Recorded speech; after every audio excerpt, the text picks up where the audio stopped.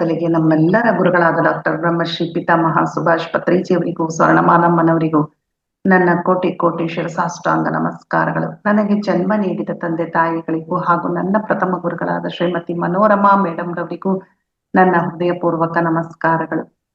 ನನ್ನ ಮಾರ್ಗದರ್ಶಕ ಗುರುಗಳಾದ ಬ್ರಹ್ಮಶ್ರೀ ಪ್ರೇಮನಾಥ್ ಸರ್ ಅವರಿಗೂ ನನ್ನ ವಂದನೆಗಳು. ಇಂಥ ಅದ್ಭುತವಾದ ಅವಕಾಶವನ್ನು ನೀಡಿದ ರಂಗನಾಥ್ ಸರ್ಗೂ ಮತ್ತು ಅವರ ಟೀಮ್ನ ಎಲ್ಲರಿಗೂ ನನ್ನ ವಂದನೆಗಳು. ಈ ದಿನ ಜೂಮ್ ನಲ್ಲಿ ಭಾಗವಹಿಸಿದ ಎಲ್ಲ ಆತ್ಮ ಬಂಧುಗಳಿಗೂ ನನ್ನ ವಂದನೆಗಳು.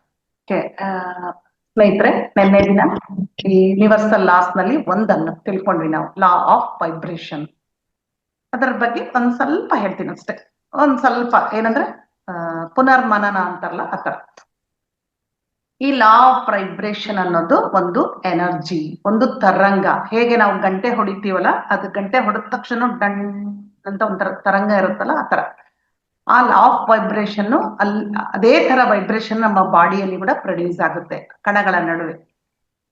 ಈ ವೈಬ್ರೇಷನ್ ಯಾವ ತರ ಇರುತ್ತೆ, ಯಾಕೆ ತಿಳ್ಕೊಂತ ಇದೀವಿ ಅಂತಂದ್ರೆ, ನಮ್ಮ ಫೀಲಿಂಗ್ ಹೇಗಿರುತ್ತೆ ಹಾಗೆ ವೈಬ್ರೇಷನ್ ಇರುತ್ತೆ. ನಮ್ಮ ಒಳಗಡೆ ದುಃಖ ಇದ್ರೆ ಆ ವೈಬ್ರೇಷನ್ ಅನ್ನು ಎಲ್ಲ ಕಡೆ ನಾವು ಹರಡ್ತೀವಿ, ಆನಂದ ಇದ್ರೆ ಆನಂದ ಹರಡ್ತೀವಿ, ಆ ತರ.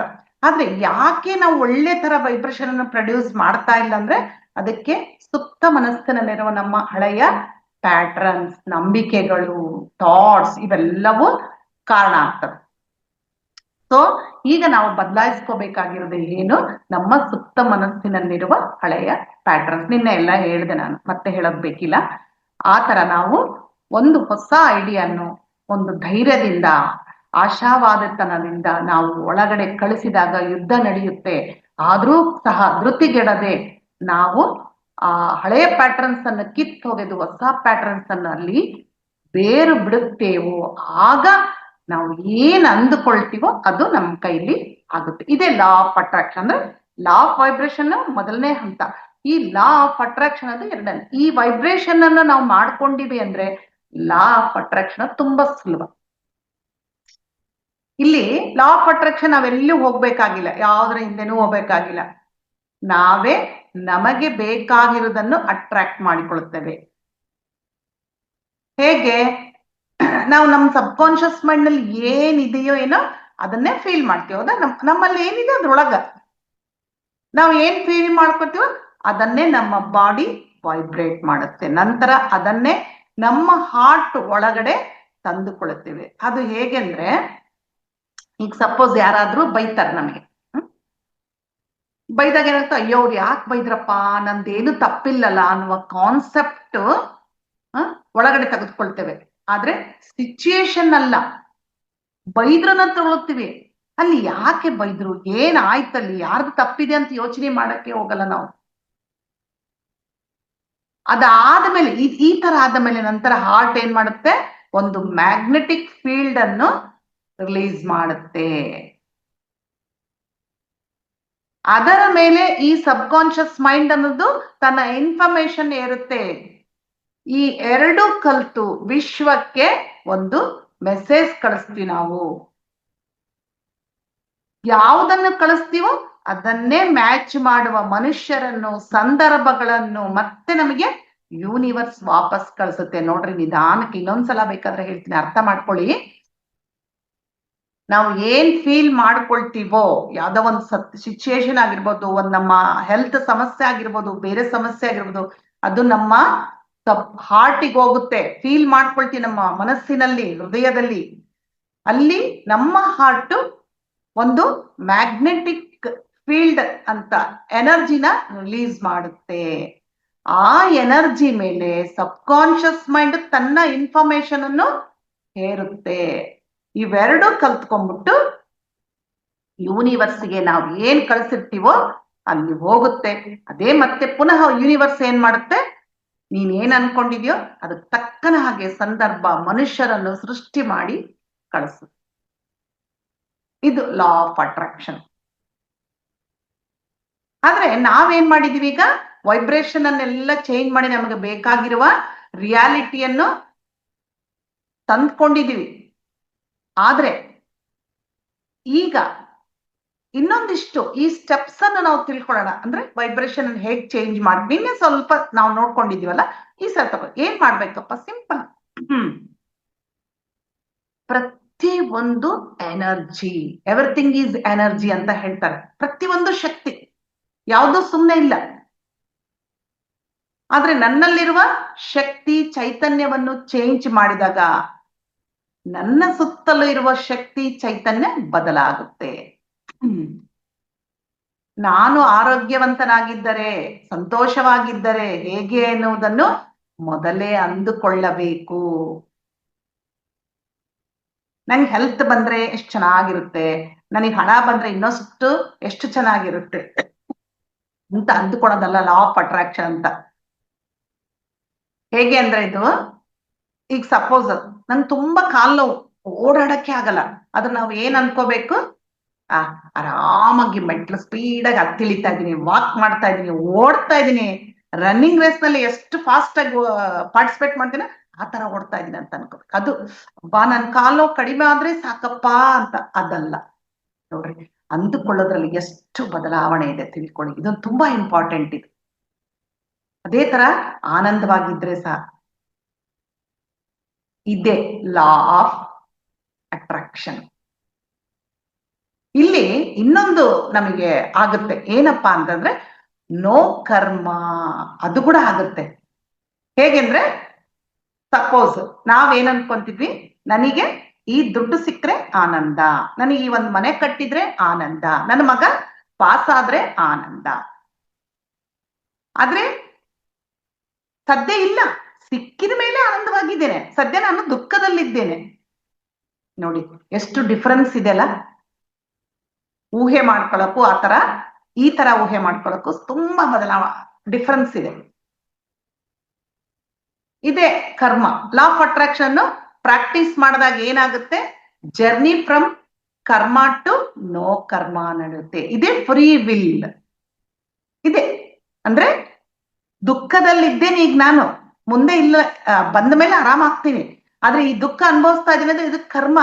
ಆದ್ರೆ ಇಲ್ಲಿ ಲಾ ಆಫ್ ಅಟ್ರಾಕ್ಷನ್ ಅಲ್ಲಿ ಏನ್ ಮಾಡ್ತಾ ಇದೀನಿ ನಾವು, ಆಲ್ರೆಡಿ ನನಗೆ ಹಣ ಸಿಕ್ಕಿದೆ, ಮನೆ ಕಟ್ಟಿದೀನಿ, ಆನಂದವಾಗಿದ್ದೀನಿ, ಮನೇಲೆಲ್ಲ ಓಡಾಡ್ತಾ ಇದ್ದೀನಿ, ಸೋಫಾ ಮೇಲೆ ಕುತ್ಕೊಂಡಿದೀನಿ ಅಂತ ಖುಷಿ ಪಡ್ತೀವಲ್ಲ, ಆ ಖುಷಿನ ಇವಾಗ ಅನುಭವಿಸ್ತಾ ಇದೀವಿ. ದುಃಖ ಇಲ್ಲ, ಇಲ್ಲಿ ಕರ್ಮ ಇಲ್ಲ. ನೋಡ್ರಿ, ಎರಡು ನಮಗೆ ಲಾಭ. ಕರ್ಮನೂ ಇರಲ್ಲ, ನಾವ್ ಅಂದ್ಕೊಂಡಿದ್ದು ಸಹ ನಮಗೆ ಬೇಗನೆ ಸಿಕ್ಕುತ್ತೆ. ನಂತರ ಇದನ್ನ ಮಾಡ್ಬೇಕು. ನಂತರ ಇನ್ನೊಂದು ಸ್ಟೆಪ್ ಏನಂದ್ರೆ ವಾಟ್ ಡೂ ಯು ನೀಡ್ ಅಂತ. ನಿನಗೆ ಏನ್ ಬೇಕು ಅದು ಸ್ಪಷ್ಟತೆ ಇರಬೇಕು. ತುಂಬಾ ಇಂಪಾರ್ಟೆಂಟ್ ಸ್ಪಷ್ಟತೆ ಅನ್ನೋದು. ಆದ್ರೆ 100ಕ್ಕೆ 90ರಷ್ಟು ನಮಗೆ ಏನ್ ಬೇಕೋ ನಮಗೆ ಗೊತ್ತಿರೋದಿಲ್ಲ. ಅದಕ್ಕೆ ಮೊದಲಿಗೆ ನಮಗೆ ಏನ್ ಬೇಕು ಅಂತ ಸ್ಪಷ್ಟವಾಗಿ ತಿಳಿದುಕೊಳ್ಬೇಕು. ಇಲ್ಲಿ ಅವರು ಆಥರ್ ಏನ್ ಹೇಳಿದ್ದಾರೆ, ಒಂದು ತುಂಬಾ ಸುಂದರವಾಗಿ ಹೇಳಿದ್ದಾರೆ. ಅತ್ತೆ ಸೊಸೆ ಎಕ್ಸಾಂಪಲ್. ಅತ್ತೆ ಸೊಸೆ ಇರ್ತಾರೆ, ತುಂಬಾ ಕಾಟ ಕೊಡ್ತಿರ್ತಾರೆ ಅತ್ತೆ. ಆಗ ಸೊಸೆ ಏನ್ ಮಾಡ್ತಾಳೆ, ಬೇಡಪ್ಪ ಈ ಅತ್ತೆಯಿಂದ ಮುಕ್ತಿ ಸಿಕ್ಕರೆ ಸಾಕು, ಏನೇನಾಗಿ ಇವ್ರು ಹೋಗ್ಬಿಡ್ಬೇಕು ಅಂತ. ಯಾಕೆ, ಅವಳದೇನ್ ತಪ್ಪಿಲ್ಲ ಪಾಪ, ಅವಳಿಗೆ ಬೇರೆ ಯೋಚನೆ ಮಾಡಕ್ ಬರಲ್ಲ, ನನ್ನ ಅತ್ತೆ ಕಾಟ ಕೊಡ್ತಿದ್ದಾಳೆ, ಇರಬಾರ್ದು. ಆದ್ರೆ ಆ ತರ ಅನ್ಕೊಳದ್ ಬಿಟ್ಟು ನಮ್ಮ ಅತ್ತೆ ಸೊಸೆ ರಿಲೇಶನ್ಶಿಪ್ ಚೆನ್ನಾಗಿರ್ಬೇಕು ಅಂತ ಕೋರ್ಕೊಂಡ್ರೆ, ಇಬ್ರು ಚೆನ್ನಾಗಿದ್ರೆ ಮುಗಿದೋಯ್ತಲ್ಲ, ಪ್ರಾಬ್ಲಮೇ ಇಲ್ಲ. ಮತ್ತ್ಯಾಕೆ ಸಾಯ್ಬೇಕು ಅಂತ ಕೇಳ್ಕೊತೀಯ? ಅದೇ ನಮಗ್ ಸ್ಪಷ್ಟತೆ ಇಲ್ಲ. ಅಕಸ್ಮಾತ್ ನಿನ್ ಗಂಡ ಕಾಟ ಕೊಟ್ರೆ ಗಂಡನೂ ಸಾಯ್ಲಿ ಅಂತ ಹೇಳ್ತೀಯ? ಇಲ್ಲ ತಾನೆ. ಅದಕ್ಕೆ ನಾವ್ ಏನ್ ಕೇಳ್ಕೊಳ್ತೀವೋ ಸ್ಪಷ್ಟತೆ ಇರ್ಬೇಕು ಅದ್ರಲ್ಲಿ. ಆ ಕೇಳ್ಕೊಳ್ಳುವಾಗ ತುಂಬಾ ತುಂಬಾ ಏನಂತಂದ್ರೆ, ಕ್ಷಣಿಕವಾದ ಆವೇಶದಿಂದ ಏನನ್ನೂ ಬಯಸ್ಬಾರ್ದು. ನನ್ನ ಉನ್ನತಿಗೋಸ್ಕರ ಏನ್ ಬೇಕಂತ ತಿಳ್ಕೊಳ್ಬೇಕು. ಅವಾಗ ನಮಗದು ಸಿಗುತ್ತೆ. ಇದು 2ನೇ ಸ್ಟೆಪ್. ಫಸ್ಟ್ ಸ್ಟೆಪ್ ಆಲ್ರೆಡಿ ಊಹೆ ಮಾಡ್ಕೊಳ್ಳೋದು. 2ನೇ ಸ್ಟೆಪ್ ನಮ್ಮ ಒಂದು ಕೋರಿಕೆಯಲ್ಲಿ ಸ್ಪಷ್ಟತೆ ಇರಬೇಕು ಅಂತ. ಮತ್ತೆ 3ನೇ ಸ್ಟೆಪ್ ಏನ್ ಮಾಡ್ತಿದೀವಿ ಗೊತ್ತಾ, ನಾವು ಏನೋ ಒಂದು ಯೋಚನೆ ಮಾಡ್ತಾ ಇರ್ತೀವಲ್ಲ. ಈಗ ಲಾ ಆಫ್ ಅಟ್ರಾಕ್ಷನ್ ತಗೊಳ್ರಿ, ನನಗಿದು ಬೇಕು, ನನ್ ಮನೆ ಆಗ್ಬೇಕು ಅಂತ ಕೇಳ್ಕೊಂತೀನಿ ಲಾ ಆಫ್ ಅಟ್ರಾಕ್ಷನ್. ಆದ್ರೆ ಇಷ್ಟೊಂದು ನೆಗೆಟಿವ್ ಥಾಟ್ಸ್ ಬರುತ್ತೆ ನಮ್ಮಲ್ಲಿ, ಇಲ್ಲ ಅಂತ ಹೇಳಲ್ಲ. ಮುಂದೆ ನಿಮಗೆ ಒಂದು ದೊಡ್ಡ ಎಕ್ಸಾಂಪಲ್ ಹೇಳ್ತೀನಿ. ಏನಪ್ಪಾ ಅಂತಂದ್ರೆ, ಅಯ್ಯೋ ನನ್ನ ಮನೆ ಏನ ಕಟ್ಟಬೇಕಂತ ಯೋಚನೆ ಮಾಡ್ತಾ ಇದ್ದೀನಿ, ಅದನ್ನು ಊಹೆ ಮಾಡ್ಕೊಳ್ತಿದ್ದೀನಿ, ಲಾ ಆಫ್ ಅಟ್ರಾಕ್ಷನ್ ಮಾಡ್ಕೊಳ್ತಿದ್ದೀನಿ, ಅದ್ರ ದುಡ್ಡು ಸಾಕಾಗುತ್ತಾ? ನನ್ನ ಹತ್ರ ಇರೋದೇ ಇಷ್ಟು ಲಕ್ಷ. ಮನೆ ಅಂದ್ರೆ ಸುಮ್ನೆನಾ? ಅದಾದ್ಮೇಲೆ ಗೃಹ ಪ್ರವೇಶಕ್ಕೆ ಎಲ್ಲಾರನ್ನು ಕರಿಬೇಕು, ಉಡುಗೊರೆ ಕೊಡಬೇಕು, ಅಡಿಗೆ ಮಾಡಿಸ್ಬೇಕು, ಖರ್ಚು, ಈ ತರ ಯೋಚನೆ ಮಾಡ್ತೀವಿ.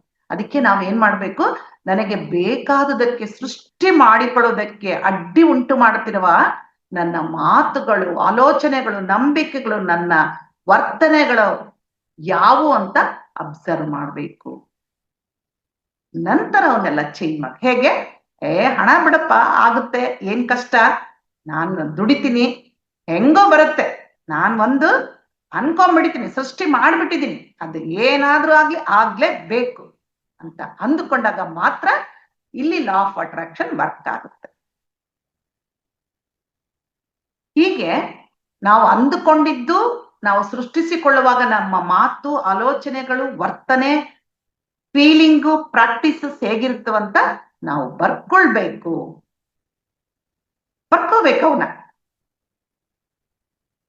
ಅನಾರೋಗ್ಯದಿಂದ ಆರೋಗ್ಯ. ಈಗ ನಾನು ಹೇಳಿದೆ ಅವಾಗ್ಲೇ, ಊಹೆ ಮಾಡ್ಕೊಳ್ಬೇಕು, ಹೇಗಿರ್ತೀನಿ ಆರೋಗ್ಯ ಬಂದ್ಮೇಲೆ. ಅದೇ ತರ ನಾನು ಚೆನ್ನಾಗಿ ಓಡಾಡ್ತಾ ಇದ್ದೀನಿ, ನಾನು ಹ್ಯಾಪಿ ಆಗಿದ್ದೀನಿ, ಸುಲಭವಾಗಿ ಮೆಟ್ಲು ಹತ್ತಿ ಇಳಿತಾ ಇದ್ದೀನಿ, ಎಲ್ಲರೂ ನೀನು ಹೆಂಗೋಯ್ತು ಕಾಲ್ ನೋವು ಅಂತ ಕೇಳ್ತಿದ್ರೆ ನಾನು ಖುಷಿಯಾಗಿ ಹೇಳ್ತಾ ಇದ್ದೀನಿ. ಈ ತರ ನಾವ್ ಏನ್ ಹೇಳ್ತಾ ಇದೀನಿ ಅಂತ ಅವಾಗ್ಲೇ ಹೇಳಿದ ಅದನ್ನ ಬರ್ಕೊಂಡ್ರೆ ಇನ್ನೂ ಚೆನ್ನಾಗಿ ಅಂತ ಹೇಳ್ತಾ ಇದ್ದಾರೆ. ನಂತರ ಟೀಚ್ ಯುವರ್ ಬಾಡಿ. ನೋಡ್ರಿ ಎಷ್ಟು ಚೆನ್ನಾಗಿದೆಲ್ಲ. Teach your body emotionally. ನಿಮ್ಮ ದೇಹಕ್ಕೆ ನೀವು ಟ್ರೈನಿಂಗ್ ಮಾಡಿ, ಶಿಕ್ಷಣ ಕೊಡಿ. ಈಗ ನಿಮ್ಮ ದೇಹಕ್ಕೆ ಹೊಸ ಆಲೋಚನೆಗಳನ್ನು, ಎಮೋಷನ್ಸ್ ಅನ್ನು, ಫೀಲಿಂಗ್ಸ್ ಅನ್ನು ಒಳಗಡೆ ಕೊಡುವ, ಆಪರೇಟ್ ಮಾಡುವ ಹೊಸ ಪ್ರೋಗ್ರಾಮ್ ಮಾಡ್ಬೇಕು. ಇದಕ್ಕೆ ಕೀ ಯಾವ್ದು ಇಂಪಾರ್ಟೆಂಟ್ ಅಂದ್ರೆ ಎಮೋಷನ್ ಅಷ್ಟೇ. Emotion is nothing but an energy in motion.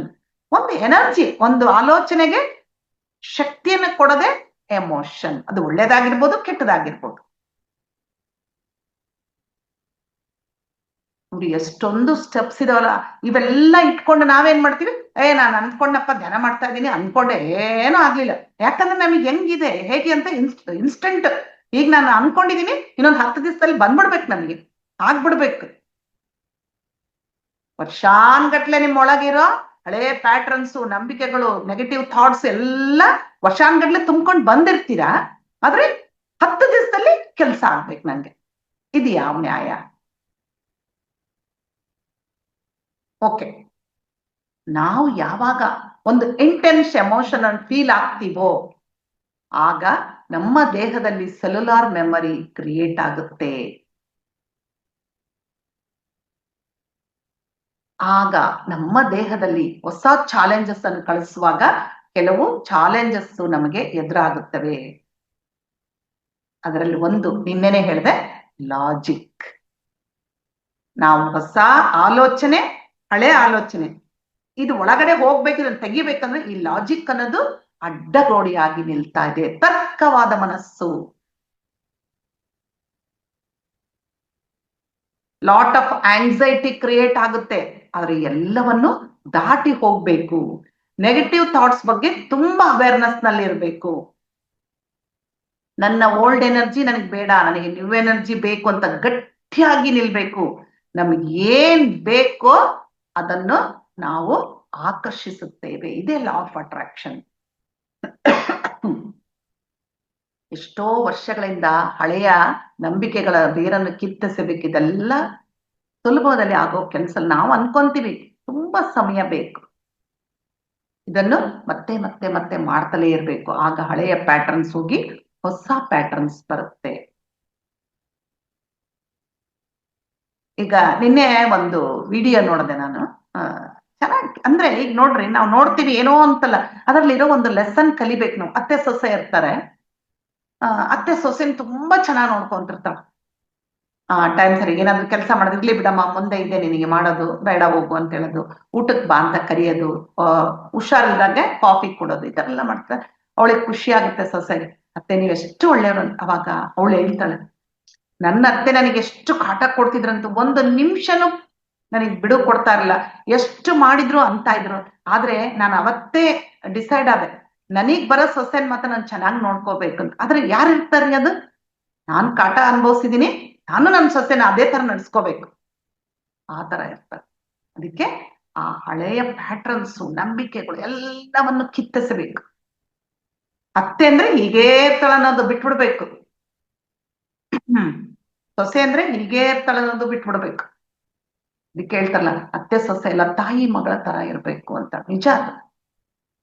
ತಾಯಿ ಮಗಳೆಲ್ಲನ ಜಗಳ ಆಡ್ತಾರ, ಏನ್ ಜಗಳ ಆಡಿದ್ರು ಅದು ಸುಮ್ನೆ ಅಷ್ಟೇ, ನ್ಯಾಚುರಲ್ ಕ್ಯಾಶುವಲ್ ಆಗಿರುತ್ತೆ, ಮತ್ತೆ ಅಲ್ಲಿ ಪ್ರೀತಿ ಇರುತ್ತೆ. ಓಕೆ, ಇಲ್ಲಿ ಇನ್ನೊಂದು ಎಕ್ಸಾಂಪಲ್ ಹೇಳ್ತೀನಿ. ಡಾಕ್ಟರ್ದು, ಡಾಕ್ಟರ್ ಜೋ ಡಿಸ್ಪ್ಯಾನ್ಜಾ ಅಂತಾಳೆ, ಎಲ್ಲ ಸುಮಾರು ಜನ ಕೇಳಿರ್ಬೋದು, ಫಾರಿನರ್ ಅವರು. ಅವರು ಡಾಕ್ಟರ್ ಪದವಿಯನ್ನು ಮುಗಿಸಿರ್ತಾರೆ, 22 ವರ್ಷ. ಅವರು ಒಂದು ತುಂಬಾ ಚೆನ್ನಾಗಿ ಎಲ್ಲ ಕಾಂಪಿಟೇಷನ್ ಅಲ್ಲಿ ಭಾಗವಹಿಸ್ತಾ ಇರ್ತಾರೆ. ಅವ್ರು ಏನ್ ಮಾಡ್ತಾರೆ, ಒಂದು 3 ತರ ಕಾಂಪಿಟೇಷನ್ಸ್ ಅಲ್ಲಿ, ಹೇಗೆ ಅಂತಂದ್ರೆ ಸ್ವಿಮ್ಮಿಂಗ್ ಮಾಡ್ತಿರ್ಬೇಕು, ಸ್ವಿಮ್ಮಿಂಗ್ ಮಾಡಿ ಬೈಕ್ ಮಾಡ್ಬೇಕು, ಅಂದ್ರೆ ರೇಸ್, ಅದಾದ್ಮೇಲೆ ರನ್ನಿಂಗ್ ಮಾಡ್ಬೇಕು. ಈ ತರ 3 ಇರ್ತಾವ, ಅಂದ್ರೆ ಚೇಂಜ್ ಎಲ್ಲ. ಅವ್ರು ಏನ್ ಮಾಡಿದ್ರು, ಅದರ ಪಾರ್ಟಿಸಿಪೇಟ್ ಮಾಡಿದ್ರು, ಸ್ವಿಮ್ಮಿಂಗ್ ಸಕ್ಸಸ್ಫುಲ್ ಆಗಿ ಮುಗಿಸ್ತಾರೆ. ಬೈಕ್ ರೈಡಿಗೆ ಹೋಗ್ಬೇಕಾರೆ ಅವರು ಆಕ್ಸಿಡೆಂಟ್ ಆಗಿ ಕೆಳಗಡೆ ಬಿದ್ದು, ನಂತರ ಎಷ್ಟೋ ದೂರದವರೆಗೆ ಆ ವೆಹಿಕಲ್ ಎಳ್ಕೊಂಡು ಹೋಗ್ಬಿಡುತ್ತೆ ಅವ್ರಿಗೆ. ಮೂರ್ ಕಡೆ ಅವ್ರಿಗೆ ಬೆನ್ನು ಮೂಳೆ ಪೆಟ್ಟಾಗಿ ಪುಡಿ ಪುಡಿ ಪುಡಿ ಆಗ್ಬಿಡುತ್ತೆ, ಎದ್ದಳಕ್ ಹೋಗಲ್ಲ. ಹಾಸ್ಪಿಟ್ಲ್ ಅಲ್ಲಿ ಹೋಗಿ ಅಡ್ಮಿಟ್ ಮಾಡ್ತಾರೆ. ಡಾಕ್ಟರ್ ಹೇಳ್ತಾರೆ, ಇಲ್ಲ ನಿಮ್ದು ಬೆನ್ನು ಮೂಳೆ ಎಲ್ಲ ತುಂಬಾ ಡ್ಯಾಮೇಜ್ ಆಗಿದೆ, ಏನು ಮಾಡಕ್ಕಾಗಲ್ಲ. ಅದರಲ್ಲಿ ಇನ್ನೊಂದು ಏನಾಗಿರುತ್ತೆ, 2 ಮೂಳೆ ಆತರ ಡ್ಯಾಮೇಜ್ ಆಗಿ, ಇನ್ನೊಂದು ಮೂಳೆ ಏನಾಗಿರುತ್ತೆ, ಅದು ಕುತ್ಕೊಂಡ್ರೆ ಸಾಕು, ಸೂಜಿ ತರ ಈ ತರ ನಿಂತ್ಕೊಳ್ತಾ ಇರ್ತದ, ಅದು ಬೆನ್ನು ಮೂಳೆ ನಿಂತ್ಕೊಂಡು ಆ ವ್ಯಕ್ತಿಗೆ ಚುಚ್ಚುತ್ತಾ ಇರುತ್ತೆ. ಬಹಳ ಚುಚ್ಚಿದ್ರೆ ಏನಾಗುತ್ತೆ, ಆ ವ್ಯಕ್ತಿಗೆ ಪ್ಯಾರಾಲಿಸಿಸ್ ಆಗೋ ಚಾನ್ಸಸ್ ಇರ್ತವೆ. ಇದೆಲ್ಲ ಡಾಕ್ಟರ್ ಹೇಳ್ತಾರೆ. ಆದ್ರೆ ಒಂದು ನಾವು ಆಪರೇಷನ್ ಮಾಡಿ 2 ರಾಡ್ ಅನ್ನು ನಿನ್ನ ಬೆನ್ನು ಮೂಳೆಗೆ ಸಪೋರ್ಟ್ ತರ ಹಾಕ್ತಿವಿ, ಆದ್ರೂ ಸಹ ನೀನು ನಡಿಬೋದಷ್ಟೇ, ನಿಧಾನಕ್ಕೆ ಒಂದೇನೋ ಒಂದು ಕೋಲ್ ಇಟ್ಕೊಂಡು, ವೀಲ್ ಚೇರ್ ಇಟ್ಕೊಂಡು ಇಲ್ಲ ಮಾಡ್ಬೋದು. ಅದ್ರ ಸ್ವಿಮ್ಮಿಂಗು, ರೈಡಿಂಗು ಏನು ಮಾಡೋ ಹಾಗಿಲ್ಲ. ಸರಿ ಆಯ್ತು, ಅವರು ತುಂಬಾ ಪುಸ್ತಕಗಳನ್ನು ಓದಿದ್ರು, ಅದ್ರ ಲಾ ಆಫ್ ಅಟ್ರಾಕ್ಷನ್ ಗೊತ್ತಿಲ್ಲ ಅವರಿಗೆ, ತುಂಬಾ ಪುಸ್ತಕಗಳನ್ನು ಓದಿರ್ತಾರೆ. ಇಲ್ಲ, ನಾನು ಈ ತರ ಇರೋಕೆ ನಾನು ಇಷ್ಟಪಡಲ್ಲ, ಜೀವನ ಎಲ್ಲ ಬೇಡ ಅಂತೇಳಿ ಫ್ರೆಂಡ್ ರೂಮಿಗೆ ಅವರು ಶಿಫ್ಟ್ ಆಗ್ತಾರೆ. ಅವನ ಫ್ರೆಂಡ್, ನಾನೆಲ್ಲ ನಿನ್ ಸೇವೆ ಮಾಡ್ತೀನಿ ಅಂತ. ಸರಿ, ಸ್ಟಾರ್ಟ್ ಮಾಡ್ತಾರೆ ಅವರು. ಅವರು ಹೊಸ ಆಲೋಚನೆಗಳನ್ನು ಹುಟ್ಟು ಹಾಕ್ತಾರೆ. ಏನು, ನಾನು ಚೆನ್ನಾಗಿ ಓಡಾಡ್ಬೇಕು, ನಡಿಬೇಕು, ಸ್ವಿಮ್ ಮಾಡ್ಬೇಕು, ಎಕ್ಸರ್ಸೈಸ್ ಮಾಡ್ಬೇಕು, ವಾಕಿಂಗ್ ಮಾಡ್ಬೇಕು ಅಂತೇಳಿ ಅವ್ರಿಗೆ ಗೊತ್ತಿರುತ್ತೆ. ಈ ತರ ಪಾಸಿಟಿವ್ ಥಿಂಕಿಂಗ್, ವಿಜುವಲೈಸೇಷನ್ ಎಲ್ಲ ಗೊತ್ತಿರುತ್ತೆ ಅವ್ರಿಗೆ, ಅಷ್ಟೇ. ಲಾ ಆಫ್ ಅಟ್ರಾಕ್ಷನ್ ಬಗ್ಗೆ ಗೊತ್ತಿರಲ್ಲ ಅವ್ರಿಗೆ. ಸರಿ ಅಂತೇಳಿ ಎಲ್ಲ ಮಾಡ್ತಾರೆ. ನೋಡಿ, ನಾವು ಅನ್ಕೊಂತೀವಿ ಎಷ್ಟು ಸಮಯ ಹಿಡಿಯುತ್ತೆ ಅಂದ್ರೆ ಅವರಿಗೆ ಅವರ ಒಂದು ಪಾಸಿಟಿವ್ ಆಲೋಚನೆ ವರ್ಕ್ ಆಗಕ್ಕೆ, ಸ್ಟಾರ್ಟ್ ಆಗಕ್ಕೆ 100 ದಿನ ಹಿಡಿಯುತ್ತಂತವ್ರಿಗೆ. ನೋಡಿ, ಊಹೆ ಮಾಡ್ಕೊಳಕ್ ಆಗಲ್ಲ ನಮಗೆ. ನಾವೇನ್ ಮಾಡ್ತೀವಿ ಆತರ 4 ದಿವಸ ಮಾಡ್ತೀವಿ, ಅಪ್ಪಡ ಆಗಲ್ಲ ಇದ್ದಂತ ಕೈ ಬಿಡ್ತದೆ. 100 ದಿನ ಅಂದ್ರೆ ಅವ್ರು ಅನ್ಕೊಂತಿದ್ರು, ಮತ್ತೆ ಹಳೆ ಪ್ಯಾಟರ್ನ್ ಬರ್ತಾ ಇತ್ತು. ಅಯ್ಯೋ, ಇಷ್ಟೆಲ್ಲ ಡ್ಯಾಮೇಜ್ ಆಗಿದೆ, ನಾನು ಆರಾಮಾಗ್ತೀನ, ನಡೀತೀನ, ಡಾಕ್ಟರ್ಸೇ ಹೇಳ್ಬಿಟ್ರೆ ಅಸಾಧ್ಯ ಅಂತ ಹೇಳಿ, ಆತರ. ಆದ್ರೆ 101ನೇ ದಿವಸ ಅವರ ಆಲೋಚನೆ ಸ್ಟಿಫ್ ಆಗಿರುತ್ತೆ. ಅಲ್ಲಿ ಯಾವುದೇ ತರದ ನೆಗೆಟಿವ್ ಆಲೋಚನೆಗಳ ಮಾಡಲ್ಲ. ನಂತರ ಅವ್ರು ಏನ್ ಮಾಡ್ತಾರೆ, ಅಲ್ಲಿಂದ ವಿಜುವಲೈಸೇಷನ್ ಸ್ಟಾರ್ಟ್ ಮಾಡ್ತಾರೆ. ಯಾವ ತರ ವಿಜುವಲೈಸೇಷನ್ ಹೇಳಿದ್ದಲ್ಲ ನಾನು, ಫೀಲ್ ಇರ್ಬೇಕು, ಯಾವುದೇ ಆಗ್ಲಿ ಫೀಲ್ ಆಲ್ರೆಡಿ ಆಗಿದೆ ಅನ್ನೋ ತರ. ಅವ್ರು ಏನ್ ಮಾಡ್ತಾರೆ, ನಿಧಾನಕ್ಕೆ ನಾನು ಎದ್ದು ಓಡಾಡ್ತಾ ಇದ್ದೀನಿ, ಶವರ್ ಕೆಳಗಡೆ ನಿಂತು ಸ್ನಾನ ಮಾಡ್ತಾ ಇದ್ದೀನಿ, ಫೀಲ್ ಮಾಡ್ತಾರೆ. ಆ ನೀರ್ ಹನಿ ಬಿದ್ದ ಹಾಗೆ, ಸ್ನಾನ ಮಾಡಿದ ಹಾಗೆ, ಅನುಭೂತಿ ಹೊಂದಿದ ಹಾಗೆ. ನಂತರ ನಾನು ಬೀಚಲ್ಲೆಲ್ಲ ಅಡ್ಡಾಡ್ತೀನಿ, ಎಳೆ ಬಿಸಿಲು ನನ್ನ ಮುಖದ ಮೇಲೆ. ಇವಾಗ ಬಿಸಿಲು ಬಿದ್ದರೆ ನಿಮಗೆ ಹೆಂಗ್ ಫೀಲ್ ಆಗ್ತದೆ ನೋಡ್ರಿ, ಹಬ್ಬಾ ಅಂತೆಲ್ಲ ಶಾಖ ಬರ್ತಾ ಇರೋ ತರ, ಆ ತರ ಅನುಭವಿಸ್ತಾರೆ. ಉಸುಕ್ಕೆ ಆಮೇಲೆ ಮರಳಿನಲ್ಲಿ ನಡೀತಾ ಇದ್ದೀನಿ, ಆ ಮರಳು ನನ್ನ ಕಾಲ ಬೆರಳುಗಳ ನಡುವೆ ಸೋರ್ ಹೋಗ್ತಾ ಇದೆ, ನಡಿಬೇಕಾದ್ರೆ ಆಗುತ್ತಲ್ಲ, ಎಲ್ಲರಿಗೂ ಫೀಲ್ ಇದೆ. ಈ ತರ ವಿಜುವಲೈಸೇಷನ್ ಮಾಡ್ಕೊಂಡವ್ರು 3 ವಾರಗಳಲ್ಲಿ ಬೆಡ್ಡಿಂದ ಇಳಿದು ನಡೆಯಕ್ ಶುರು ಮಾಡ್ತಾರೆ. ಪೇನ್ ಸಹ ಹೊರಟೋಗುತ್ತೆ. ಯಾಕಂದ್ರೆ ಎಂತ ಪೇನ್ ಅಂದ್ರೆ ಅವರು ಕುತ್ಕೊಂಡ್ರೆ ಸಾಕು ಸಾಯುವಂತಹ ನೋವು. ಆ ಪೇನು ಮುಕ್ತಿ ಆಗುತ್ತೆ, ನಿಧಾನವಾಗಿ ನಡೆಯಕ್ ಶುರು ಮಾಡ್ತಾರೆ. ಆಮೇಲೆ 10 ವಾರಗಳಲ್ಲಿ ಅವರು ಶವರ್ ಕೆಳಗೆ ನಿಂತು ಸ್ನಾನ ಮಾಡ್ತಾರೆ. ಅವ್ರು ಏನೇನು ಊಹೆ ಮಾಡ್ಕೊಂಡಿದ್ರಲ್ಲ ಅವರು ಮತ್ತೆ ಆ ಬೀಚಲ್ಲಿ ಓಡಾಡ್ತಾರೆ, ಆ ಎಳೆ ಬಿಸಿಲನ್ನು ಅನುಭವಿಸ್ತಾರೆ, ಉಸುಕಿನ ಅನುಭೂತಿಯನ್ನು ಸಹ ಹೊಂದುತ್ತಾರೆ. ಅವ್ರು ಏನೇನು ಊಹೆ ಮಾಡ್ಕೊಂಡಿದ್ರದಿಲ್ಲ, ನಿಧಾನವಾಗಿ ಎಕ್ಸರ್ಸೈಸ್ ಸ್ಟಾರ್ಟ್ ಮಾಡ್ತಾರೆ, ರೈಡಿಂಗ್ ಸ್ಟಾರ್ಟ್ ಮಾಡ್ತಾರೆ. ಎಲ್ಲ ಆದ್ಮೇಲೆ ಡಾಕ್ಟರ್ ಹತ್ರ ಹೋಗ್ತಾರೆ ಮತ್ತೆ ಚೆಕಪ್ಗೆ. ಡಾಕ್ಟರ್ಗೆ ಆಶ್ಚರ್ಯ ಆಗುತ್ತೆ, you are perfectly all right ಅಂತ ಹೇಳ್ತಾರೆ. ಹೇಗಾಯ್ತು ಇದೆಲ್ಲ ಅಂತ ಅವ್ರಿಗೆ ಹೇಳಿದ್ರೆ ಗೊತ್ತಾಗಲ್ಲ. ಅವ್ರಿಗೆ ಸುಮ್ನೆ ನಕ್ಕು ಇವ್ರು ಬಂದ್ಬಿಡ್ತಾರೆ. ನಂತರ ಅವರು ಇದನ್ನೆಲ್ಲ ತಿಳ್ಕೊಂಡು ಇದು ಲಾ ಆಫ್ ಅಟ್ರಾಕ್ಷನ್ ಅಂತ ಗೊತ್ತಾದ್ಮೇಲೆ ಎಷ್ಟೋ ಜನರಿಗೆ ಅವರು ಇದನ್ನ ಬೋಧನೆ ಮಾಡ್ತಾರೆ. ಎಷ್ಟೋ ಜನರ ಜೀವನವನ್ನು ಅವರು ಅರಳಿಸಿದ್ದಾರೆ. ಅವರ ಜೀವನದಲ್ಲಿ ಸಂತೋಷವನ್ನು ತುಂಬಿದ್ದಾರೆ. ನೋಡ್ರಿ, ಇದು ಯಾವಾಗ ಬರುತ್ತೆ? ಇನ್ನೊಬ್ರಿಗೆ ಹೇಳಕ್ ಸುಲಭ ಅಲ್ಲ ಈ ಜ್ಞಾನ.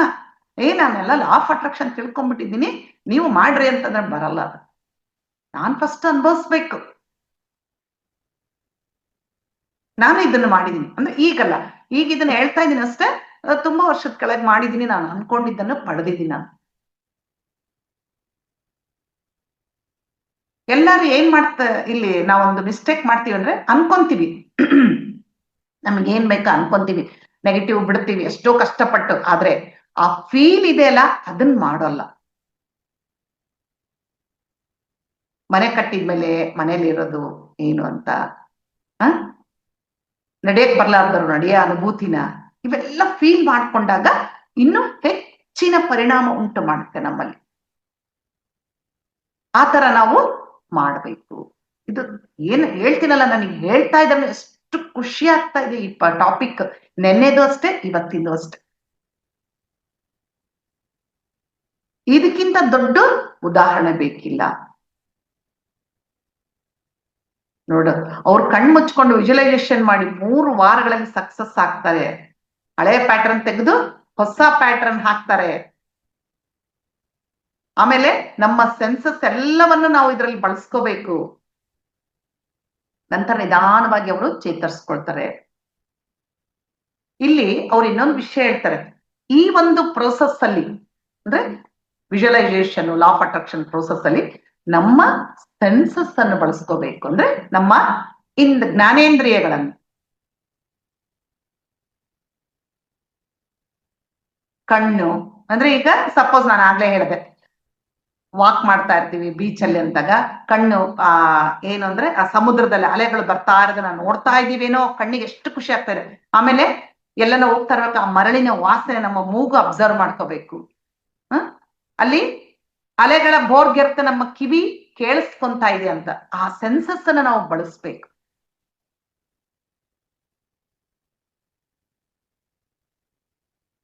ಸಾರಿ, ನಾನು ಜ್ಞಾನೇಂದ್ರಿಯಗಳಂತ ಹೇಳಿದೆ, ಅಲ್ಲ, ಕರ್ಮೇಂದ್ರಿಯಗಳು, ಕಣ್ಣು, ಕಿವಿ, ಮೂಗು. ಆ ಸೆನ್ಸಸ್ ಅನ್ನ ನಾವು ಬಳಸ್ಕೊಳ್ಬೇಕು. ಅಷ್ಟೇ ಅಲ್ಲ, ಈ ಲಾ ಆಫ್ ಅಟ್ರಾಕ್ಷನ್ಗೆ ಬೇಕಾಗಿರೋದೇನು?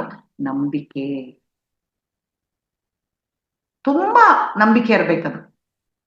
ಏನು ಯಾರು ಜನರು ಇದು ಅಸಾಧ್ಯ ಅಂತ ಹೇಳ್ತಾರೋ ಅದನ್ನ ಸಾಧ್ಯ ಮಾಡೋದೇ ಲಾ ಆಫ್ ಅಟ್ರಾಕ್ಷನ್. ಹೀಗೆ ನಮಗೆ ಏನ್ ಬೇಕೋ ನಾವು ಅದನ್ನ ಕಣ್ಮುಚ್ಕೊಂಡು ಊಹಿಸ್ಕೊಳ್ಬೇಕು ಮತ್ತು ದಿನವೆಲ್ಲ ಆ ವೈಬ್ರೇಷನ್ ಅಲ್ಲೇ ಇರ್ಬೇಕು. ಏನ್ ಬೇಕಾಗಿದೋ ಅದೇ ತರ ಇದ್ದಾಗ ಅನುಭೂತಿ ನಾವು ಹೊಂದಬೇಕು. ಇದಕ್ಕಾಗಿ ತುಂಬಾ ಸಾಧನೆ ಮಾಡಬೇಕು. ಅಫರ್ಮೇಷನ್ಸ್ ಹೇಳ್ಕೋಬೇಕು, ವಿಜುವಲೈಸೇಷನ್ ಮಾಡ್ಕೋಬೇಕು, ಜೊತೆಗೆ ಧ್ಯಾನ ನಮಗೆ ತುಂಬಾ ಸಹಾಯ ಮಾಡುತ್ತೆ. ಯಾಕೆ ಅಂದ್ರೆ ಧ್ಯಾನ ಅಂದ್ರೆ ಗೊತ್ತೇ ಇದೆ, ಆಲೋಚನೆ ರಹಿತ ಸ್ಥಿತಿ. ಆ ನೆಗೆಟಿವ್ ಥಾಟ್ಸ್ ತುಂಬಾ ಹೋಗ್ಬಿಟ್ಟಿರ್ತಾನೆ ಧ್ಯಾನ ಮಾಡಿ ಮಾಡಿ. ಅದಕ್ಕೆ ಹೇಳ್ತಾರೆ ಅವರು, take your imagination into emotion, take your thought into the feeling. ನಿಮ್ಮ ಒಂದು ಇಮ್ಯಾಜಿನೇಷನ್ ಅನ್ನು ಭಾವೋದ್ವೇಗದಲ್ಲಿ ತಗೊಳ್ರಿ, ನಿಮ್ಮ ಒಂದು ಆಲೋಚನೆಯನ್ನು ಅನುಭೂತಿಯಲ್ಲಿ ತಗೊಳ್ರಿ ಅಂತ ಹೇಳ್ತಾರೆ. ಹೀಗೆ ಇದೆಲ್ಲ ಮಾಡಿದಾಗ ನಾವೆಲ್ಲೂ ಓಡೋದ್ ಬೇಕಿಲ್ಲ, ಏನು ಬೇಕಾಗಿಲ್ಲ, ಅದೇ ನಮ್ಮನ್ನು ಹುಡುಕೊಂಡು ಬರುತ್ತೆ. ಇದೆ ಲಾ ಆಫ್ ಅಟ್ರಾಕ್ಷನ್ ರಿಸಲ್ಟ್ ಅಂದ್ರೆ. ಕೆಲವರೆಲ್ಲ ಗೊತ್ತಿಲ್ದೇನೆ ಏನೇನೋ ಮಾಡ್ತಿರ್ತಾವ್ರು, ಏನು ಗೊತ್ತಿರಲ್ಲ ಇದ್ರ ಬಗ್ಗೆ. ಅವ್ರು ಅಂತಾರಲ್ಲ, ನಾನು ಅನ್ಕೊಂಡೇ ಇರ್ಲಿಲ್ಲ ಈ ಒಂದು ಅವಕಾಶ ಹೆಂಗ್ ಸಿಕ್ತು ಅಂದ್ರೆ ಮಾಡಿರ್ತಾರ ಅದನ್ನ. ಆದ್ರೆ ಪರ್ಟಿಕ್ಯುಲರ್ ಆಗಿ ಅದು ಏನು ಅಂತ ಅವ್ರಿಗೆ ಗೊತ್ತಿರೋದಿಲ್ಲ. ಹೀಗೆ ಲಾ ಆಫ್ ಅಟ್ರಾಕ್ಷನ್ ಕೆಲಸ ಮಾಡ್ಬೇಕು ಅಂದ್ರೆ ಅವ್ರು ಹೇಳಿದ್ದಾರೆ, ಏನ್ ಮಾಡ್ಬೇಕು ಅಂದ್ರೆ ಸೆಲ್ಫ್ ಸ್ಟಡಿ ಮಾಡ್ಬೇಕಂತೆ. ಸೆಲ್ಫ್ ಸ್ಟಡಿ, ನಾವೇ ನಮ್ಮಲ್ಲಿ ಏನಾದ್ರೂ ಹಳೆ ನಂಬಿಕೆಗಳಿದಾವ, ಥಾಟ್ಸ್, ನೆಗೆಟಿವ್ ಥಾಟ್ಸ್ ಇದಾವ, ನನ್ನಲ್ಲಿ ಏನಾದ್ರೂ ಪ್ಯಾಟರ್ನ್ ಸರಿ ಇಲ್ವಾ, ಹೀಗೆ ನಮ್ಮನ್ನ ಫಸ್ಟ್ ಚೆಕ್ ಮಾಡ್ಕೋಬೇಕು. ನನ್ನಲ್ಲೇ ಬೇಕಾದಷ್ಟು ತುಂಬಿಕೊಂಡು ನಾನು ಲಾ ಆಫ್ ಅಟ್ರಾಕ್ಷನ್ ಮಾಡ್ತೀನಿ, ವೈಬ್ರೇಷನ್ ಮಾಡ್ತೀನಿ ಅಂದ್ರೆ ನೋ ಯೂಸ್. ನೀನ್ ಮಾಡ್ತೀಯ, ಮತ್ತೆ ನಿನ್ನೊಳಗೆ ನೆಗೆಟಿವ್ ಹೋಗಿ ಇದೆಲ್ಲ ಏನು ಸಾಧ್ಯನೇ ಇಲ್ಲ ಬಿಡು, ನೀನ್ ಇರೋದೆಲ್ಲಿ, ನೀನ್ ಅನ್ಕೊಳೋದೆಲ್ಲಿ, ಸುಮ್ಮನೆ ಇದು ಮಾಡ್ಬೇಡ, ಸುಮ್ಮನೆ ಕುತ್ಕೊಂಡ್ಬಿಡು ಅಂತ. ಅದ್ ನಮ್ಮ ಮನ್ಸು ನಮಗೆ ಹೇಳುದು. ಆಮೇಲೆ ಪ್ರಾಕ್ಟೀಸ್, ರೆಗ್ಯುಲರ್ ಆಗಿ ಪ್ರಾಕ್ಟೀಸ್ ಮಾಡ್ಬೇಕು. ಬೇಸರ ಪಟ್ಕೊಳ್ಳಾರ್ದೆ ಪ್ರಾಕ್ಟೀಸ್. ದಿನಕ್ಕೆ ಎಷ್ಟು ಸಲ ಬೇಕಾದ್ರೆ ಫ್ರೀ ಇದ್ದಾಗೆಲ್ಲ ವಿಜುಲೇಷನ್ ಮಾಡ್ಕೊ, ಫ್ರೀಗಿದ್ದಾಗೆಲ್ಲ ಅಫರ್ಮೇಶನ್ಸ್ ಹೇಳ್ಕೊ, ನಿನ್ ಥಾಟ್ಸ್ ಚೇಂಜ್ ಮಾಡ್ಕೊ. ಆಮೇಲೆ ನಾವು ಮಾಡುವ ಕೆಲಸದ ಮೇಲೆ ಅಪಾರವಾದ ನಂಬಿಕೆ ಇರಬೇಕು. ಇದಾಗುತ್ತೋ ಇಲ್ಲೋ, ಆಗುತ್ತೋ ಇಲ್ಲೋ, ಆಫ್ ಅಟ್ರಾಕ್ಷನ್ ನಾನೇನೋ ಮಾಡ್ಕೊಂಡೆ, ಎಲ್ಲ ಮಾಡ್ಕೊಂಡೆ, ಆಗುತ್ತೋ ಇಲ್ವೋ, ಆಗುತ್ತೋ ಇಲ್ವೋ, ಖಂಡಿತ ನಾನು ಊಹೆ ಮಾಡ್ಕೊಂಡಿದ್ದೀನಿ, ವಿಜುಲೇಷನ್ ಮಾಡ್ಕೊಂಡಿದ್ದೀನಿ, ಇದು ಹಾಗೆ ಆಗುತ್ತೆ, 200% ಆಗುತ್ತೆ ಅನ್ನೋ ನಂಬಿಕೆ ಇರ್ಬೇಕು ನಮ್ಮಲ್ಲಿ. ನಂತರ ಜ್ಞಾನ ಸಂಪಾದನೆ, ಇದು ತುಂಬಾ ಮುಖ್ಯ. ಜ್ಞಾನ ಬೆಳೆಸ್ಕೋಬೇಕು ನಾವು. ಹೆಚ್ಚು ಹೆಚ್ಚು ಜ್ಞಾನ ಬೆಳೆಸಿದಾಗೆಲ್ಲ ನಮ್ಮಲ್ಲಿರೋ ಸಬ್ಕಾನ್ಶಿಯಸ್ ಮೈಂಡ್ ಎಲ್ಲವೂ ಪರಿಶುದ್ಧವಾಗಿ ಹೋಗ್ತಾ ಹೋಗುತ್ತೆ, ರಿಲೀಸ್ ಆಗ್ತಾ ಹೋಗುತ್ತೆ. ಅದಕ್ಕೆ ಪತ್ರಿ ಸರ್ ಎಷ್ಟು ಚೆನ್ನಾಗಿ ಹೇಳಿದರೆ, ಧ್ಯಾನ ಒಂದೇ ಸಾಕಾಗಲ್ಲಂತೆ, ಒಂದು ನಾಣ್ಯದ ಎರಡು ಮುಖಗಳು, ಧ್ಯಾನ ಜ್ಞಾನ ಎರಡೂ ಬೇಕು ನಮಗೆ. ಅದಕ್ಕೆಲ್ಲ ಇಷ್ಟೊಂದು ಕ್ಲಾಸಸ್ ನಡೀತಾ ಇರೋದು. ಯಾಕೆ ಬೇಕಾಗಿತ್ತು ಜೂಮ್, ಯಾಕೆ ಬೇಕಾಗಿತ್ತು ಕ್ಲಾಸಸ್, ಯಾಕೆ ಬೇಕಾಗಿತ್ತು, ನೀವೆಲ್ಲ ಯಾಕೆ ಇಷ್ಟು ಕಷ್ಟಪಟ್ಟು ಅರೇಂಜ್ ಮಾಡ್ಬೇಕಾಯ್ತು? ಮೇಡಮ್ ಈ ಕ್ಲಾಸ್ ತಗೋಬರ್ರಿ, ನೀವು ಈ ಕ್ಲಾಸ್ ತಗೊಳ್ರಿ, ಅವ್ರನ್ನ ಕೆಲಸ ಅಲ್ಲ. ನಾವೇನೋ ಬಂದು ಕುತ್ಕೊಂಡ್ಬಿಟ್ಟು 2 ದಿವಸ ಕ್ಲಾಸ್ ಕೊಡ್ತಾರೆ, ಏನೋ ಒಂದ್ ಸ್ವಲ್ಪ ಬರ್ಕೊಂಡು ಹೇಳಿ ಹೋಗ್ಬಿಡ್ತೀವಿ. ಆದ್ರೆ ನಿಮ್ಮ ಕೆಲಸ ಅಂದ್ರೆ ಅರೇಂಜ್ ಮಾಡೋರ್ ಕೆಲಸ, ಅವ್ರನ್ನ ಕೇಳ್ಬೇಕು, ಜೂಮ್ ಓಪನ್ ಮಾಡ್ಬೇಕು, ಅಲ್ಲಿ ನಿಂತ್ಕೋಬೇಕು. ಯಾಕೆಂದ್ರೆ ಈ ಒಂದೆಲ್ಲ ಕೆಲಸ ನನಗೆ JTTP ಮಾಡಿದಾಗ ತುಂಬಾ ಅನುಭವ ಆಗಿದೆ. ನಂಗೆ ಸಂತೋಷ ಕೂಡ ಇದೆ, ರೆಸ್ಪಾನ್ಸಿಬಿಲಿಟಿ ತಗೊಂಡಿದ್ದೆ, ಅದನ್ನ ನಿರ್ಭಾಯಿಸಿದೆ. ಆದ್ರೆ ಅಷ್ಟು ನನಗೆ ಹೆಮ್ಮೆ ಇದೆ ನನ್ನ ಕೆಲಸದ ಮೇಲೆ. ಯಾಕಂದ್ರೆ ಬೆಳಗ್ಗೆ ದಿನಾ 4:15ಗೆ ಎದ್ದೇಳ್ಬೇಕು, ಯಾಕಂದ್ರೆ 5 ಗಂಟೆಗೆ ಓಪನ್ ಮಾಡ್ಬೇಕು, 1 ಗಂಟೆ ಧ್ಯಾನ, ನಂತರ 40 ನಿಮಿಷ ಸತ್ಸಂಗದಲ್ಲಿ, ಆಮೇಲೆ ನಾರ್ಮಲ್ ಪ್ರತಿದಿನ ಹೇಳ್ಬೇಕು. ಇರ್ತಾರೆ ಹೆಲ್ಪಿಗೆ, ಆದ್ರೆ ಏನೋ ನಮಗೆ ಎದ್ದೇಳ್ತಾ ಇದ್ರೆ ನಮಗೆ ಸಮಾಧಾನನೇ ಆಗಲ್ಲ. ಎದ್ದೇಳ್ಬೇಕು, ಯಾರ್ದು ಕ್ಲಾಸ್ ಇದೆ ಅವ್ರಿಗೆ ಫೋನ್ ಮಾಡ್ಬೇಕು, ಅದನ್ನ ಮತ್ತೆ ಪೋಸ್ಟ್ ಯಾರು ತಗೊಂತಾರ ನೋಡ್ಬೇಕು, ಮ್ಯೂಸಿಕ್ ಶೇರ್ ಮಾಡೋದನ್ನ ಕೇಳ್ಬೇಕು ಅವ್ರಿಗೆ ಅಲ್ಲ, ಎಲ್ಲ ಗೊತ್ತಿರ್ತಿದ್ದೀನಿ, ಹೇಳೋದನ್ ಬೇಕಿಲ್ಲ, ನೀವೆಲ್ಲ ಮಾಡ್ತಾ ಇದ್ದೀರಾ. ಹೀಗೆ ಇದು ಒಂಥರ, ನೀವು ಕ್ಲಾಸ್ ಮಾಡದೇ ಇದ್ರು ಕೂಡ ಅತಿ ದೊಡ್ಡ ಸೇವೆ ನಿಮ್ದು. ಯಾರು ಎಲ್ಲರಿಗೂ ಅವ್ರದೇ ಆದ ಕೆಲ್ಸಗಳು ಇರುತ್ತೆ, ಯಾರಿಗೇನು ಫ್ರೀ ಇರೋದಿಲ್ಲ. ಅವ್ರು ಫ್ರೀ ಇದ್ದಾರೆ, ಅವ್ರು ಮಾಡ್ತಾರ ಬಿಡೋ, ಎಲ್ಲ ಸುಳ್ಳು.